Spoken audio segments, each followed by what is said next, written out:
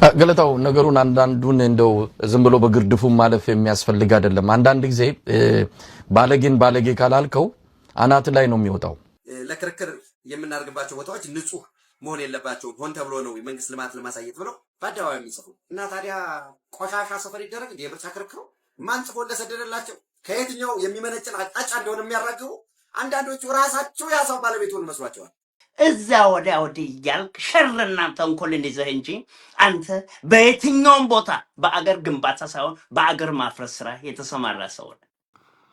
ሰላም እንዴት አላችሁ ውድ ቤተሰቦቻችን? ይህ ዘኢትዮጵያ ቻናላችን ነው። አብራችሁን ስለምትሆኑ ስለምትከታተሉን ከኛ ጋር ስለምትሆኑ ሐሳብ አስተያየቶቻችሁንም ስለምትሰጡን እጅግ አድርገን እናመሰግናለን።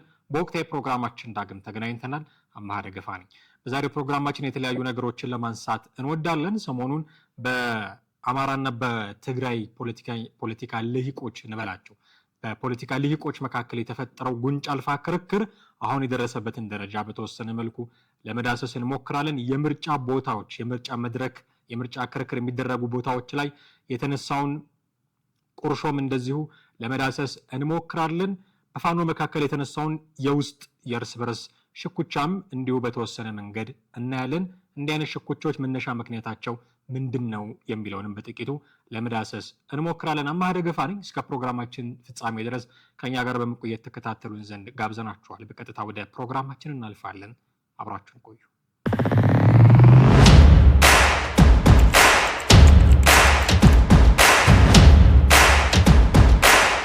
በመግቢያ ላይ ለማለት እንደሞከርኩት ውድ ቤተሰቦቻችን የመጀመሪያው ጉዳያችን የሚሆነው በአማራና በትግራይ ልሂቃን መካከል ሰሞኑን የተፈጠረው ነገር ነው። እንደምታስታውሱት ባለፉት ቀናት አንድ ሰለሞን ቦጋለ የተባለ አክቲቪስት ከአሜሪካ ወደ ኢትዮጵያ ዲፖርት መደረጉን ተከትሎ አንድ ተዳፍኖ የነበረ እሳት አሁን መቀጣጠል የጀመረ አለ።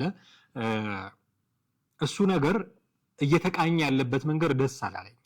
ኦኬ፣ ችግሩ ለምን ተፈጠረ ማለት አንችልም። በርካታ ነገሮች ሊነሱ ይችላሉ። ግን ነገሩ እየሄደበት ያለ መንገድ፣ የተቃኘበት መንገድ ልክ አይደለም። እሱን ነገር ለመፈተሽ እንሞክራለን። ለዚህ መነሻ ያደረግነውን የመሳይ መኮንንን ንግግር ጥቂት ሰምተን እንመለስና የኛን ጉዳዮች ደግሞ ማጋራት እንቀጥላለን።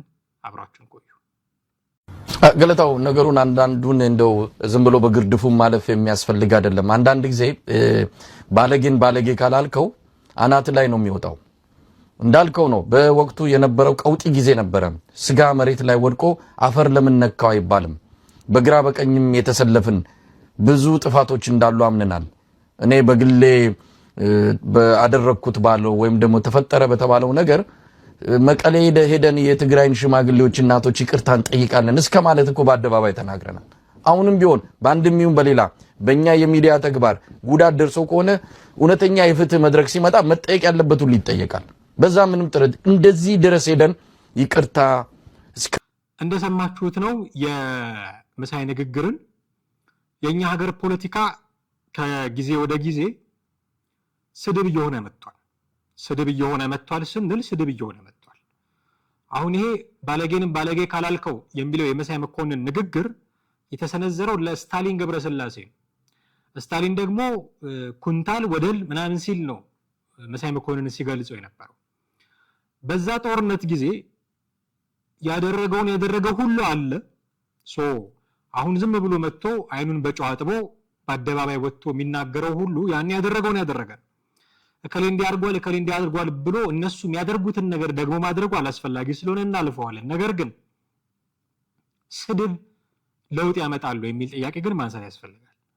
ስታሊን ገብረስላሴ አደባባይ ላይ ወጥቶ ብዙ ሺዎች በሚከታተሉት ፕሮግራም ላይ ይሄ ወደል ይሄ ኩንታል እያለ መሳደቡ ልክ ነው ወይ? ይሄ ሐሳብ ነው ወይ? በምላሹ መጥቶ መሳይ መኮንን ይሄ ባለጌ ዝም ካልከው አናት ላይ ነው የሚወጣው ምናምን መባባሉ ልክ ነው ወይ? ይሄ ሐሳብ አጠርነት ነው። ያን ያደረከው ነገር ልክ ነው ብለህ ካመንክ በዚህ መንገድ የተናገርኩት ነገር ያደረኩት ነገር የሆንኩት ሁኔታ ልክ ነው ማለት ትችላለህ። ባለጌ ብሎ መሳደብ አይጠበቅም ካንተ። ያን ያደረጉት ነገር ልክ ካልሆነ በዚህ መንገድ ልክ አይደለም፣ ይሄን በማድረጋችሁ ስተሰርታችኋል፣ ተጠያቂነት ሲመጣ ተጠየቃላችሁ ማለት ያባት ነው። ወደል ብሎ ማለት ግን ልክ አይደለም። ከሐሳብ ይልቅ ስድብ ቦታውን እያዘ ነው እኛ ሀገር። የኛ ሀገር የፖለቲካ መድረኮች ኢቭን ፓርቲዎች የሚከራከሩበት ላይ ኢቭን አንዳንዴ በማር ተቀብቶ ስለቀረበ ሐሳብ ነው ማለት አይደለም። ስድብ ይበዛዋል። ለምን እንደሆነ በማል እንዴ ሰልጠነናል ብለን አይደለም እንዴ ምርጫ የምናደርገው? ሰልጠነናል ብለን አይደለም እንዴ ሚዲያ ላይ ወተን የምንነጋገረው? ከሰለጠነ ሰው የሚጠበቅ ነገር ለምንድን ነው ማናደርገው? የሰለጠነ ፖለቲከኛ፣ የሰለጠነ ጋዜጠኛ፣ የሰለጠነ ፓርቲ መሪ ይሳደባል ወይ? ለምን መገለጫችን ስድብ የሆነው? ለምን ፖለቲካችን በስድብ ቃላት የታጨቀው? እከሌ እንዲህ ነው ብሎ ሌብል ማድረግ፣ እከሌ እንዲህ ነው ብሎ መፈረጅ፣ ከዛ በአደባባይ ወጥቶ ደግሞ ጸያፍ ቃላት መናገር፣ እከሌ ባለጌ ነው፣ እከሌ ወደል ነው እያሉ መሰዳደብ የት ድረስ ያስኬደናል? ይሄ ሐሳብ ያለቀበት ሰው መገለጫ ነው። ሐሳብ የላችሁም ብዬ ነው ደፈሬ ልናገር አልችልም። ገዣታችሁ ከሆነ ሐሳባችሁን እንግዲህ መሞከር ነው። እንዲሸጥ ሆኖ ማቅረብ የናንተ ስራ ነው የሚሆነው። ለምን ነው ስድብ የሚቀናችሁ? አንዴ የሰው ተክለ ሰውነትና የአእምሮ አስተሳሰብ እኮ ይለያያል። ማንም ሰው ወፍራም ስለሆነ ቀጭን ነገር ያስባል ማለት አይደለም። ማንም ሰው እንዳመጣለት ተናገረ ማለት ውስጡ ሐሳብ የለውም ማለት ላይሆን ይችላል። ስለዚህ ሐሳባችሁን በተገቢው ቋንቋ ሊሸጥ በሚችል መልኩ ገበያ ላይ ማቅረብ ነው። ገዢዎች አሉ፣ ሊገዙ ይችላሉ፣ ንቀው ሊያልፉት ይችላሉ። የእናንተና የሐሳባችሁ ጥልቀት ጉዳይ ነው ከዛ በኋላ የሚመጣው እንጂ አደባባይ ላይ ወጣችሁ ወደልና ባለጌ ብላችሁ ስለተሰዳደባችሁ የሚመጣ ለውጥ አለ ወይ? አለ ወይ የሚመጣ ለውጥ?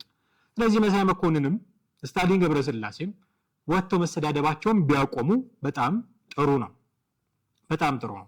በመሃል ግን አንድ ነገር አነሳ መሳይ መኮንን። አንድ ሐሳብ አንስቶ ማለፍ ተገቢ ነው ብዬ አስባለሁ። ኦኬ ጀስቲፋይ ለማድረግ ሲሞክር ስለነበር እኔ አሁን መሳደቡን ነው የጠላሁት። ከዛ በኋላ የተናገራቸው ጥሩ ነገሮች አሉ። ባለጌ ብሎ መሳደቡ ግን ልክ አይደለም። ያኛውም ወደል ብሎ መሳደቡ ልክ አይደለም። ይሄ ኩንታል ነው ምናምን ልክ አይደለም። ጉዳዩ የኪሎ ጉዳይ አይደለም። የሰውነት የስጋ የስብ የአጥንት ጉዳይ አይደለም። የሐሳብ ጉዳይ ነው። ሚዛን ላይ መቀመጥ ካለበት የመሳይ 100 ኪሎ ሰውነት አይደለም ሚዛን ላይ የሚቀመጠው ሐሳቡ ነው። መሳይ ሚዛን የሚደፋ ውሃ የሚያነሳ ሐሳብ አምጥቷል ወይ? ላደረገው ነገር የሰጠው ጀስቲፊኬሽን በቂ ነው ወይ ነው። እሱን ነው መነጋገር ያለባቸው እንጂ የመሳይ ኪሎ እዚህ ጋር ቦታ የለው። እሱን የነቀፍ ነው ባለጌ ኩንታል መባባላቸውን የነቀፍ ነው። ያነሷቸው ሐሳቦች ላይ ግን የኛን ሪፍሌክሽን ደግሞ ማስቀመጥ ይኖርብናል። አንድ ያነሳው ነገር ምንድነው? መሳይ መኮንን በወቅቱ የነበረው ነገር ከቁጥጥር ውጭ ነበር ለማለት በሚመስል መልኩ ስጋ መሬት ላይ ወድቆ አፈር ለምን ነካው አይባልም ብሏል።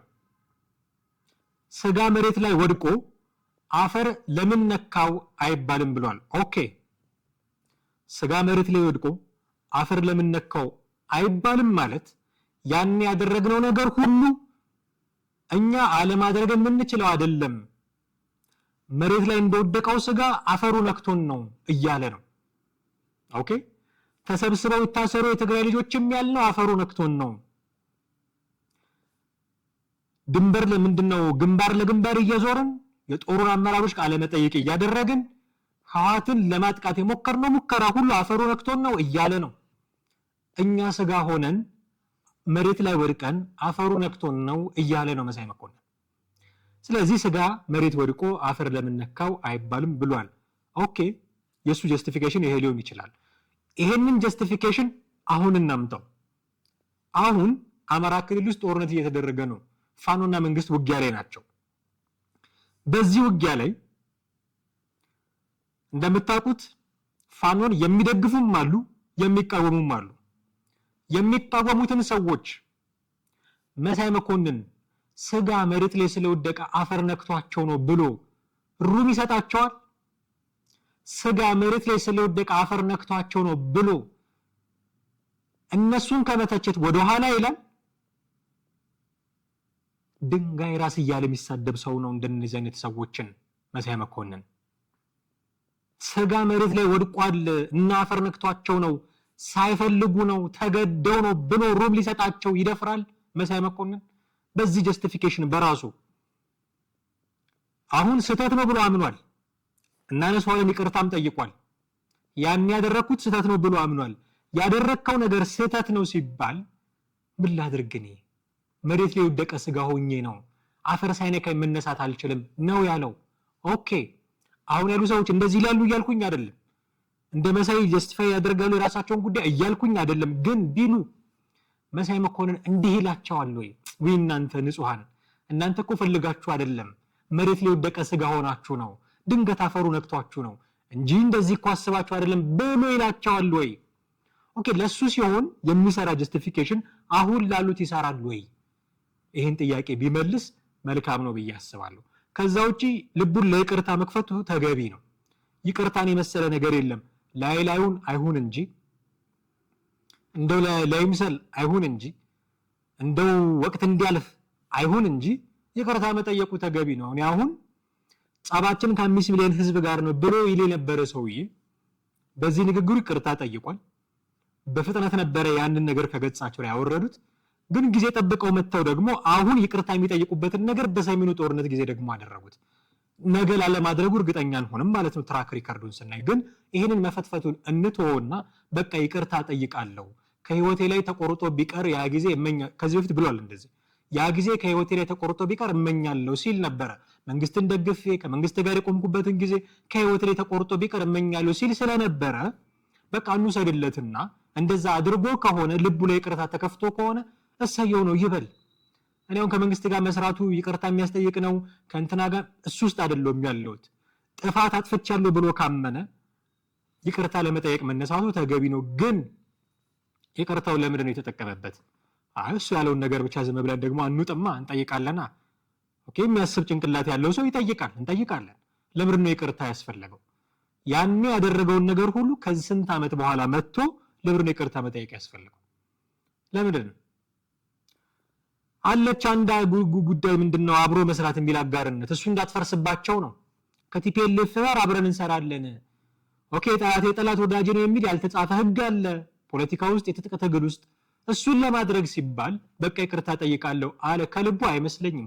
ሆኖ ከሆነ እሰየው ነው። ይቅርታ ጥሩ ነገር ነው። ግን አልመሰለኝም። ከልቡ ሆኖ ቢሆን ኖሮ እነ ስታሊን መተው እንዲህ ሲሉ ወጥቶ ለመልስ ባልተጣደፈ ባልተንጨረጨረ ነበረ። ኦኬ ቲፒኤልኤፍ እና ፋኖ አንድ መሆን አለባቸው የሚል ትርክት ሲመጣ ነው ይቅርታ መጠየቅ የጀመሩት። እንዲህ አይነት ትርክት ሲመጣ ፋኖና መከላከያ ጦርነት ውስጥ ሲገቡ ቲፒኤልኤፍ ያግዘኝ ይሆን ከሚል የሆነ ጥቅም ከመፈለግ ነው ይቅርታው የመጣው።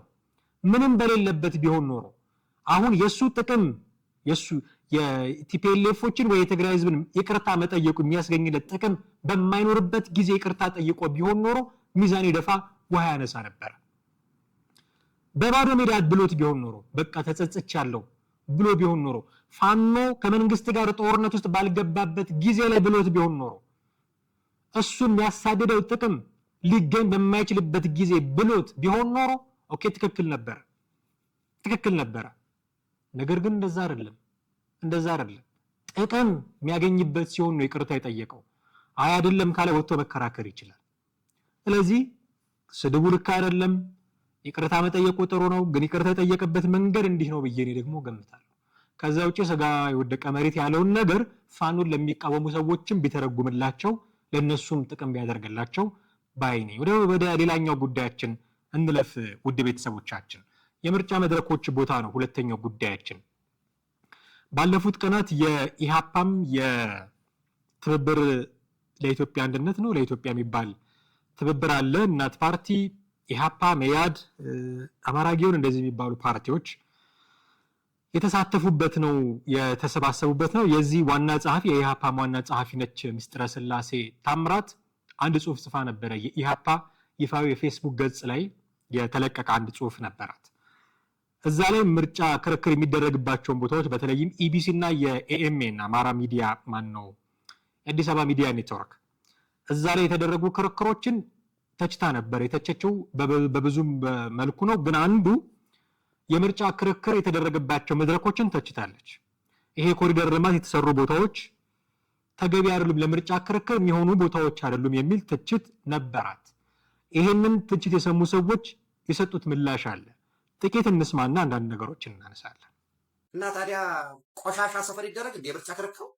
ፋኖ የሚባለው ጭምብል ነው። የአማራ ህዝብ ጥያቄ የሚያነሱት ጭምብል እንጂ ማዘዣ ጣቢያው መቀሌ ነው። ማዘዣ ጣቢያው አስመራ ነው። 24/7 እየተጎተጎቱ ያሉ ፓርቲዎች አሉ። አሁን ምንድን ነው እንደ ሰበብ የተሰጣቸው ያለው ታጣቂዎች ምርጫ አይካሄድም ብላችሁ መግለጫ ስጡ። ይህን መግለጫ እናንተ ከሰጣችሁ በኋላ ቀጥሎ ፓርቲዎች የአባላቶቻችንና የተወዳዳሪዎችን እንዲሁም የህዝቡን መንግስት ሰላም ማስከበር ስለማይችል አደጋ ስለሚደርስባቸው ይሄ ባልተጠበቀበት ሁኔታ ከምርጫው አንሳተፍም ብላችሁ ራሳችሁን አግልሉ ተብሎ ማን ለማን እንደሚደውል ከዛ ይልቅ ሰልፍ መጥራት አለባቸው የሚል ይህንን የሚጠራ የህዝባዊ ድጋፍ ሰልፍ ጠርታችሁ ወደ አመፅ ቀይሩት የሚል አቅጣጫ የተሰጣቸው ያሉ ፓርቲዎች አሉ። የሚታወቁ አንዳንዶች እንዲያውም ለክርክር የምናደርግባቸው ቦታዎች ንጹህ መሆን የለባቸውም ሆን ተብሎ ነው የመንግስት ልማት ለማሳየት ብለው በአደባባይ የሚጽፉ እና ታዲያ ቆሻሻ ሰፈር ይደረግ እንደ የምርጫ ክርክሩ ማን ጽፎ እንደሰደደላቸው ከየትኛው የሚመነጭን አቅጣጫ እንደሆነ የሚያራግቡ አንዳንዶቹ ራሳቸው ያሳው ባለቤቱን መስሏቸዋል። ኦኬ ኢን ዘ ፈርስት ፕሌስ ልጅቷ ያለችው የምርጫ ክርክሩ ንጹህ ቦታ መደረግ የለበትም አይደለም እንደዛ ፈጽሞ አላለችም። ንጹህ ቦታ ላይ መደረግ የለበትም ብላ ቢሆን ኖሮ አሁን እነሱ ያሉት ነገር ልክ ይሆን ነበር። ቆሻሻ ቦታ ይደረግ እንዴ ነው ያለው አይደል? ልክ ይሆን ነበር። ግን ንጹህ ቦታ መደረግ የለበትም አላለችም። ፈጽሞ እንደዛ አላለችም። ሄዳችሁ የኢሃፓ የፌስቡክ ገጽ ላይ የጻፈችው እንዳለ አለ አንብቡት። እኛም በዘገባ ሸፍነናል። መለስ ብላችሁ ልትሰሙት ትችላላችሁ። እንደዛ አይደለም ያለችው። ንጹህ ቦታ አንፈልግም ማለት ልትልኳ አትችልም። ለምን ሺፍት ማድረግ ወደዚህ እንዳስፈለገ አልገባኝም። ልጅቷ የምትተችበት በጣም በርካታ ነገር አለ። በዚህ ባይተቿት ኖርማል ነበር። ያለችው ምንድነው? የኮሪደር ልማቱን ኦፍ ኮርስ ትተቻለች። የአዲስ አበባን ህዝብ ያፈናቀለ ነው፣ ስራ ያሳጣ ነው ምናምን የሚሉ ትችቶች አሏት። አይ አላፈናቀለም፣ አይ ስራ አላሳጣም የሚል ክርክር ማቅረብ አንድ ነገር ነው። ይሄ ጥሩ ምላሽ ነበር የሚሆነው ለሷም ጥያቄ። ነገር ግን ምርጫ ክርክር የኮሪደር ልማቶች ላይ ሲደረግ በደንብ ተከታተላችሁት ከሆነ የምርጫ ክርክር እያደረጉ መንግስት እኮ እንዲህ አላደረገም ሲሉ ካሜራው ልማት ያሳያል። ይሄው እንዲህ አድርጓል። ይህ የቴሌቪዥን ጣቢያው የዛ ሰዓት ስራ አይደለም። ባዝድ ይሆናል ሰው ሲያይ። እዛው ጽሁፏ ላይ እንደገለጸችው ሚስትር ስላሴ የብልጽግናን ወክለው የሚከራከሩት ሰዎችም ይሄው አሁን ያለንበት ቦታ ራሱ እያሉ አድቫንቴጅ ይወስዱበታል። አድቫንቴጅ የምትወስደው በምርጫ ክርክር ላይ አይደለም። ኦኬ ያ የምርጫ ክርክር ባዝድ እንዳይሆን ለብልጽግና አድቫንቴጅ እንዳይሆን የኮሪደር ልማቱ ላይ መደረግ አልነበረበትም ነው ክርክሯ። አይ ቢደረግም አንድ እንደውም ሌላ ተከራካሪ ኦኬ ነገ ብታሸንፉ ተገባላችሁ ቤተ መንግስት፣ ብልጽግና ያደሰው ቤተ መንግስት ነው፣ ብልጽግና ያደሰው ቤተ መንግስት ውስጥ አንገባም ተላላችሁ የሚል ጥሩ አርጊመንት አምጥቷል። የምትሄዱት ብልጽግና ባስዋበው መንገድ ላይ ነው። ብልጽግና ባስዋበው መንገድ ላይ አንሄድም ትላላችሁ፣ መኪና እንነዳም ትላላችሁ። ጥሩ ክርክር ነው። ግን አነጋገሯን ቀይሮ ንጹህ ቦታ አንፈልግም እንዳለች አስመስሎ መናገር ግን ተገቢ አይደለም። የሆነ ሆኖ ለምን እንደዛ ማድረግ ያስፈልገው? ስቱዲዮ እኮ አላቸው የቴሌቪዥን ጣቢያዎቹ ማንንም የሚያስነቅ። ልጅቷ እንደውም አድንቃለች የፋና ስቱዲዮ ውስጥ የተደረገው ሌላ ቦታ አይደለም የተደረገው። እዛ ሆኖ በደንብ ልጁ ጋዜጠኛው ዳዊትም ሁሉንም አፋጣኝ ጥያቄ እየጠየቀ ብዙ ነገር ሲያደርግ ነበር። እሱን እንደውም አመስግናለች፣ አበረታታለች። ይሁንልን ያለችው ቆሻሻ ቦታ አይደለም፣ እንደ ፋና ስቱዲዮ ውስጥ የሆነ ኮሪደር ልማት ላይ አይሆን፣ ምክንያቱም አድቫንቴጅ ይወስዳል ብልጽግና። ልክ እሷ መንግስት እኮ እንዲህ አላደረገም ስትል አረ ውሸቷን ነው ብሎ ካሜራማኑ የሚያሳይ ከሆነ ካሜራማኑ ለብልጽግና ደግፎ ምርጫ ክርክሩ ላይ እየተሳተፈ ነው ማለት ነው።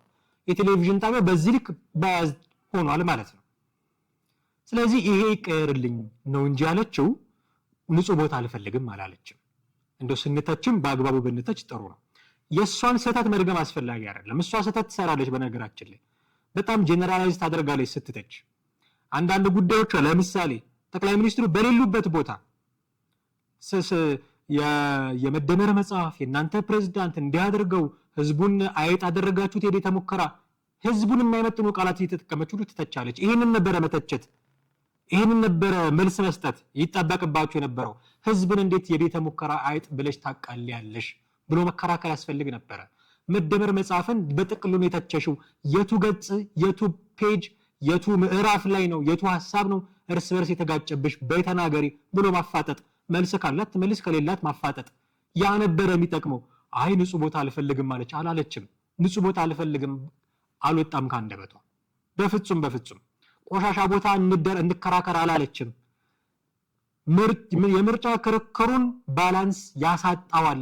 ስለዚህ እዚህ ቦታ ላይ መደረግ የለበትም ነው ያለችው። አይ መደረግ አለበት የሚል አመክንዮ ካላችሁ እሱን ማቅረብ ነው እንጂ ባላለችው ነገር መጥቶ እሷ የሰራችውን አይነት ስህተት መድገም ተገቢ ነው ብዬ አላስብም።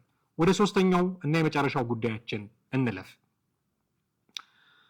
ፋኖ ከሰሞኑ ምርጫ ላይ የሚሳተፉ ሰዎችን ማስጠንቀቁ ይታወሳል። ባለፈው ከዚህ በፊት በነበረው ፕሮግራማችን ከቨር አድርገነዋል። እሱን ብዙ አንሄድበትም፣ ግን እዛ ላይ ከቨር ስናደርግ የሚደግፉት የፋኖ ደጋፊዎች ያንን ሐሳብ የሚደግፉትና የፋኖ አባል ያልሆኑ ግን የሚቃወሙት ሰዎችን የይልቃልንና የቴዲን ቃለ መጠይቅ አንስተን ነበረ ለማንሳት የሞከረው።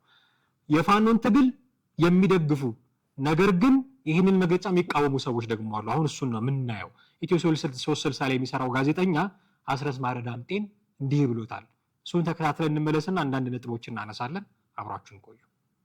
እዛ ወዲያ ወዲህ እያልክ ሸርና ተንኮልን ይዘህ እንጂ አንተ በየትኛውም ቦታ በአገር ግንባታ ሳይሆን በአገር ማፍረስ ስራ የተሰማራ ሰው ነህ። ስትናገር አንደበትህን የማትቆጥብ በክፋት ጭንቅላትን እንዳለ አሽገ ያስቀመጥክ እንዴት ሆኖ አንድ ሰው መጥፋት እንዳለበት በራስ እምነት ላይ ተመልሰ የተነሳ ለማንም የማትመለስ አንተ በተለያዩ ቦታዎች ጭንቅላት በደካማ እሳቤ ምክንያት በጣም ስለተጎዳና ክፋት ቦታውን ይዞ ለመልካም ነገር ስፍራ ስለጠፋ ሁሉ ሰዎች ለክፋት እንድነሱ የምታደርግ ሰው በመሆን በጣም በተዳከመና አርቆ ማየት በማይችል አንድ ቦታ ደንዝዞ በቀረ ይልና ፍትሃዊነትን ያጣ ይመስለኛል። በዚህ ቦታ የሚያደርጉትን ተፎካካሪነት ካላቆሙ እንደ ጠላት እንፈርጃቸዋለን፣ ከአገዛዙ ባልተናነሰ የአማራ ጠላት ናቸው የሚል ነው።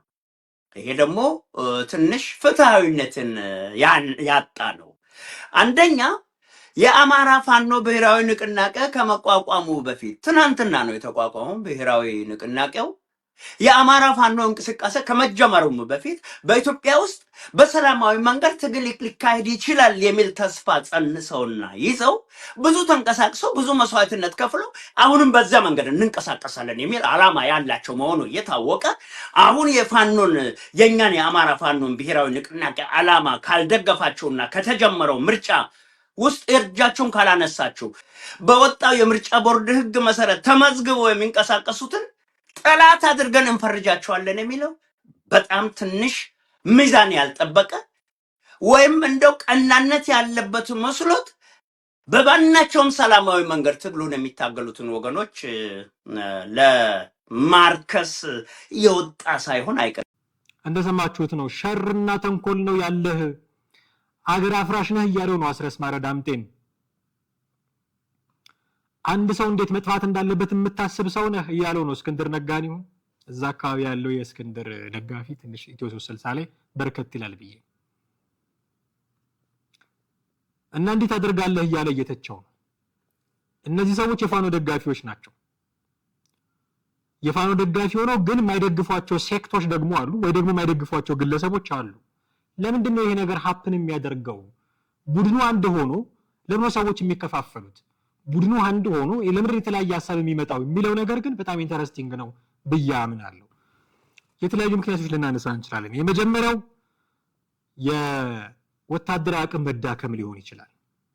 እርስ በርስ እንዲህ አይነት መከፋፈል ሲመጣ ወታደራዊ አቅም ተዳክሞ ሊሆን ይችላል። ታጣቂ ቡድኖች እርስ በርሳቸው መዋጋት ደረጃ የደረሱ አሉ መሬት ላይ። በነገራችን ላይ ግን በሐሳብም እንደው ቢለያዩ የወታደራዊ ኃይል መዳከምን ሊያሳይ ይችላል። የሰው ኃይልና የትጥቅ አቅም በሁለት ሲከፈል የመንግስትም ደግሞ ኃይል ያለውን ኃይል ተጠቅሞ እነሱ የተከፋፈለውን ቡድን በቀላሉ እንዲያጠቃ ሊያደርገው ስለሚችል የኃይላቸው መዳከም ተስፋ መቁረጥ ያመጣል። በዚህ የተነሳ የሐሳብ መለያየቶች ሊኖሩ ይችላሉ። ሌላው የትክክለኛ የመረጃ ምንጭ የማግኘት ችግርም ሊኖርባቸው ይችላል። ከዋናው ቡድን ተለይቶ ሌላ ተገንጥሎ የሚንቀሳቀስ ቡድን ካለ እነሱ የሚሉትንና እነዚህ የሚሰሙት ነገር እርስ በርሶ የተጋጨ ሊሆን ይችላል። ወይ ደግሞ ለምን በእኛ በኩልም አላስተላለፋችሁም ሊሆንም ይችላል። የኢትዮ 360 ችግር ምናልባት ከዚህም የተቀዳ ሊሆን ይችላል። ግን የመረጃ ምንጭ የሆነ ማዕከላዊ የሆነ የመረጃ ምንጭ ከማጣትም እንዲህ አይነት ጉዳዮች ሊከሰቱ ይችላሉ። መንግስት በመካከላቸው ያለውን ልዩነት ሊያሰፋ ይችላል። በነገራችን ላይ ከፋፍለ ግዛ የሚል ስትራቴጂን በመጠቀም በመካከላቸው ያለውን ልዩነት ሊያሰፋ ይችላል። በህዝብ ዘንድ ያላቸው ተቀባይነትንም ሲያጡ እንዲህ አይነት ነገሮች ሀፕን ያደርጋሉ። በህዝብ ዘንድ አንዳንድ የታጣቂ ቡድኖች እርስ በርስ ሲገዳደሉ፣ እርስ በርስ በሀሳብ ሲለያዩ፣ እርስ በርስ ሲተቻቹ በህዝብ ዘንድ ያላቸው ተቀባይነት ማጣታቸው የተለመደ ነው። ይሄ በህዝብ ዘንድ ያለ ተቀባይነትን ማጣት ለሌላ ክፍፍል ይዳረጋቸዋል። አሁን አስረስ ማረ ዳምጤን ከሊቅ እስከ ደቂቅ ያለው ሰው ሁሉ አሜን ብሎ ተቀብሎት ቢሆን ኖሮ እነዚህ ሰዎች ወጥተው የተቹት ነበረ ብዬ እኔ አላምንም። ቀጥታ ከህዝብ ጋር እንደሚጋጩ ስለሚያውቁት እንደዛ ሊያደርጉ አይችሉም። ስለዚህ በህዝብ ዘንድ ያላቸው ተቀባይነት መዳከም እንዲህ አይነት ነገሮችን ሊፈጥር ይችላል።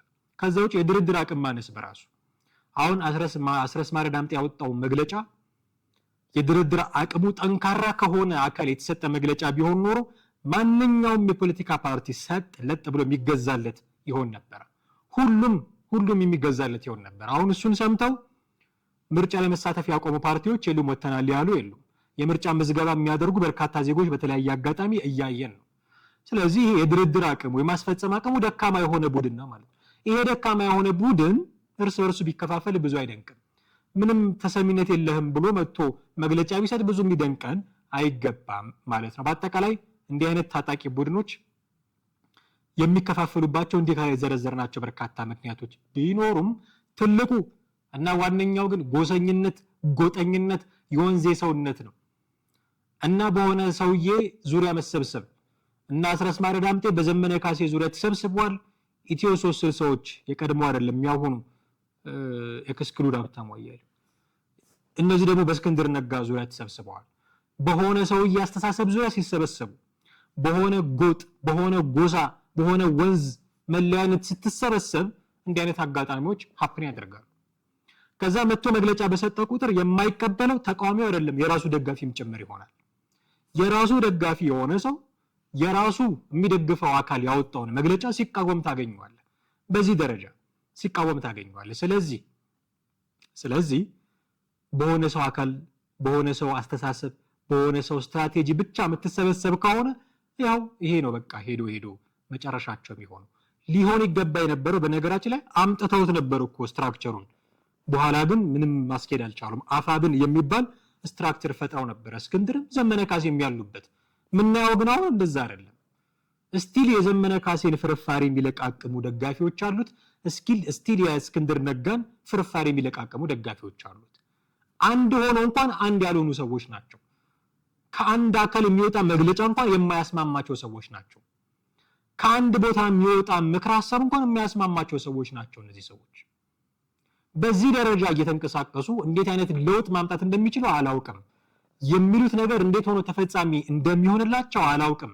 በምን መንገድ የሚፈልጉትን ነገር ማሳካት እንደሚችሉ አላውቅም። ግን እንደምናያቸው ሁሉም በቃ መቧጨር ሆኗል፣ መናከስ ሆኗል። ከቲፒኤልኤፍ ጋር የሚናከሰው፣ እርስ በርሱ ከፋኖ ጋር የሚናከሰው፣ ከመንግስት ጋር የሚቦጫጨረው ሁሉም እንዲሆኗል፣ ተበታትነው። ለምን አይነት ዓላማ እንደወጡ እንኳን ማወቅ የሚቻልበት ሁኔታ አሁን ላይ የለም። ስለዚህ በጣም ጥንቃቄ የሚፈልጉበት ስቴጅ ላይ ያሉ ይመስለኛል። ድሮ እከሌ የሚባል ፋኖ ስለነበረ ነው፣ እከሌ የሚባሉ ፋኖ አንድ አይደሉም ተበታትነው ነው ስለሚባል ነበር። አሁን አንድ ነን ብለዋል። አሁን ተዋህደናል፣ ከዚህ በኋላ የተበታተነ ፋኖ የለም ብለዋል። እንዲህ ባሉ ማግስት ጀምሮ ይኸው አሁን ድረስ በአንድ መግለጫ እንኳን እርስ በርስ የማይስማሙ ሰዎች ሆነው ነው የምናያቸው።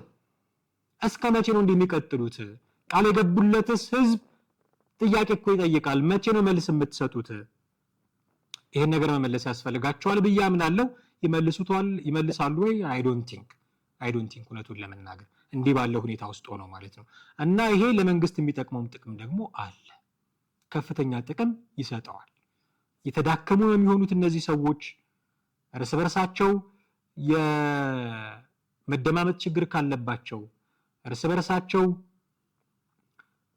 አንዱ ያንዱን ሐሳብ የመቀበል ችግር ካለባቸው በጣም የተዳከመ ትግል ለሚያደርጉት። ይሄ ደግሞ ለመንግስት እሰየው ነው። ይሄ እልል ብሎ የሚቀበለው ነገር ነው። በጣም አትራፊ ነው የሚያደርገው መንግስት። ስለዚህ እንዲህ ያሉ ጉዳዮች መንግስትንም እንደሚጠቅሙት ደግሞ ይዘነጉታል ብዬ አላስብም። እንዲህ ባለው ሁኔታ ላይ ነው ያሉት ማለት ነው። አንድነን ባሉ ማግስት ጀምሮ እንዲህ ያሉ ጉዳዮች ውስጥ ተዘፍቀው ነው ያሉት የፋኖ ሰዎች ማለት ነው። በርካታ ነገሮችን አነሳን። ውድ ቤተሰቦቻችን ምን ሐሳብ ምን አስተያየት አላችሁ? ከታች ባለው የሐሳብ መስጫ ሳጥን በኩል ልታደርሱን ትችላላችሁ። የዛሬው ፕሮግራማችንን እዚህ ላይ እናበቃለን። አብራችሁን ስለቆያችሁ ከኛ ጋር ስለነበራችሁ ስለተከታተላችሁን እጅግ አድርገን እናመሰግናችኋለን። ቪዲዮቻችን ብዙዎች ጋር ሊደርሱ እንፈልጋለን። ሐሳቦቻችን ብዙዎች ጋር እንዲደርሱ እንፈልጋለን። ይህንን ለማድረግ ደግሞ የእናንተ ትብብር ወሳኝነት አለው። ሼር አድርጉልን፣ ላይክ አድርጉልን፣ ኮሜንት ጻፉልን።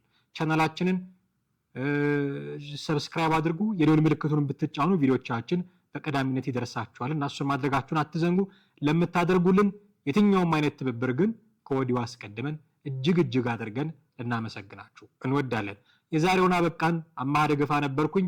በሚቀጥለው ክፍለ ጊዜ በሌላ ወቅታዊ ርዕሰ ጉዳይ እንዲሁ ደግሞ ተመልሰን መተን ለእናንተ መቅረብ የሚገባቸውን ጉዳዮች ለማቅረብ ጥረት ማድረጋችንን እንቀጥላለን። በሚቀጥለው ፕሮግራም እንገናኛለን። ሰላም ያገናኘን። ጤና ይስጥልን።